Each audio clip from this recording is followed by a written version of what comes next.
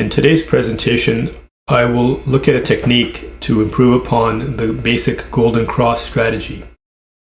I'm going to do this by adding a relative strength rule, and then after that I will also look at adding a risk management strategy, which I call volatility normalization.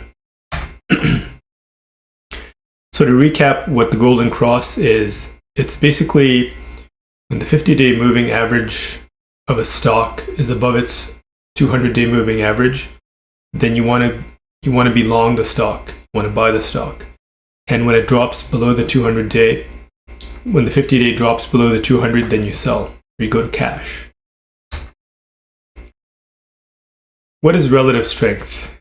Relative strength compares the returns of two assets over the recent past, and you generally want to buy the stronger performing asset. So here we have a heat map. What this heat map is showing is the rolling 12-month returns of the NASDAQ 100 and the S&P 500.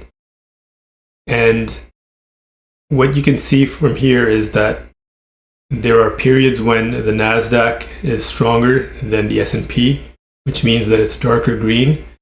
And then there are periods when the NASDAQ is weaker than the S&P.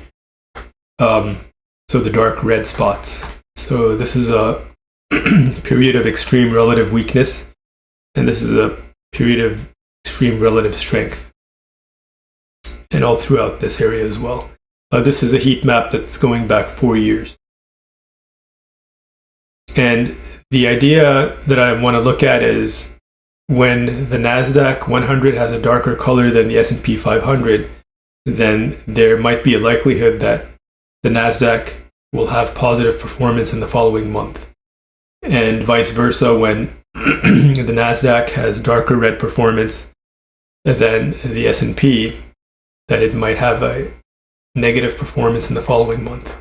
So I ran some statistics using 3 scenarios. The first scenario is where the NASDAQ 100 outperforms or underperforms the S&P 500 in the past 12 months. So it's kind of a base case scenario. So what happens in the following month? Well, the average performance in the following month in all instances is 1.38% for the NASDAQ 100. Well, what about if the NASDAQ 100 underperformed the S&P in the past 12 months? In that instance, the average monthly return in the month following that would be 0.98%. It's below the base case. And when the NASDAQ 100 has outperformed the S&P 500 in the past 12 months, the average return in the following month is 1.5.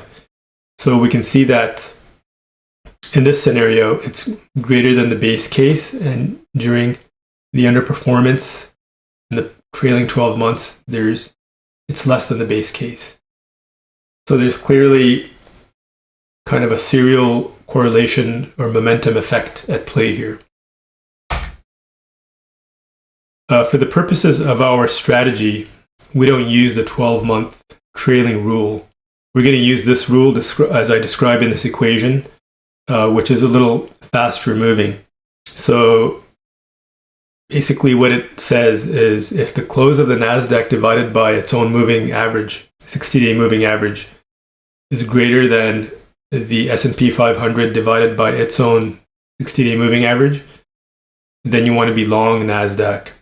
Otherwise, you want to be in cash. So let's see how that looks when you backtest it. So here we have the Golden Cross system, backtested back to 1990. The annualized return is around 16% with a max drawdown of negative 36%. The relative strength system, which we just described, it has an annualized return of around 11 and a max drawdown of around 42. And what I did was I combined the Golden Cross and the relative strength at a proportion of 70% to 30%. And the annualized return comes out to 14.4 with a max drawdown of 28.5. So while the return reduces a little bit from the Golden Cross version, the max drawdown decreases by quite a lot. And the Sharpe ratio goes up from 0.76 to 0.79, and the return to drawdown ratio goes up as well. And you can see just by visually looking at the equity curve, it's a more stable and smooth looking equity curve than just the Golden Cross system. Next, we're going to look at adding a risk management rule, which is called Volatility Normalization. This is done in an effort to increase the consistency of returns. What it does is it reduces exposures when the volatility spikes, and is defined by this equation here. What that says is that if the volatility in the NASDAQ 100 exceeds a certain level, the threshold is 30%, then you begin to pare down the exposure. And the further up above 30% it goes, the smaller allocations you take. And you can see this here graphically. This is the exposure over time going back from 1988 to present day. You can see that the exposure was reduced down to like 35% or so back in the dot-com bubble. And during the great financial collapse in 2008, the exposure went down to around 40%. And more recently, during the COVID crash, we had a 45% exposure.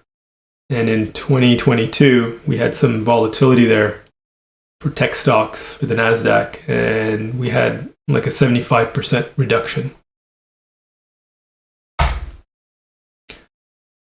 So how does that look when you backtest the volatility rule? Here's the 70% Golden Cross and 30% relative strength backtest that we showed a few slides ago. And here is what it looks like after this thing, after using volatility normalization. So we see that the return does go down just a little bit from 14.4 to 13.6, but the max drawdown also goes down from 28.5 to 25.3. And there's good pickup in Sharpe ratios and return to drawdown ratio. And visually, if you look at the equity curve, it does look a lot more stable and smooth, getting closer to being a viable trading strategy just by itself. I've put together a small spreadsheet which you can download on my website. I've got the URL listed here. I'm also going to paste this in the description box below the video. What you can do is play with the parameters of the Golden Cross, play with the parameters of the weightings of the two systems, Golden Cross and relative strength. And, if you are proficient in Excel, you can just go into the formulas and change the various, formulas themselves. In conclusion, we have added a relative strength filter to the basic Golden Cross strategy to see if we can improve performance. And we also added an exposure reduction rule to smooth out the P&L. From 1990 to present day, the backtest shows a significantly reduced drawdown and improved Sharpe and return to max drawdown ratios. So compared to the raw Golden Cross system, which had a Sharpe of 0.76, adding relative strength increased it to 0.79, and then adding the volatility control on top of that increased the Sharpe to 0.81 with a somewhat decent annualized return of 13.6%. But in future videos, I will further look to improve upon these statistics. So that's the presentation. Thank you for watching, and if you'd like to get more information on this strategy, feel free to visit my website at returnstream.com. Thank you.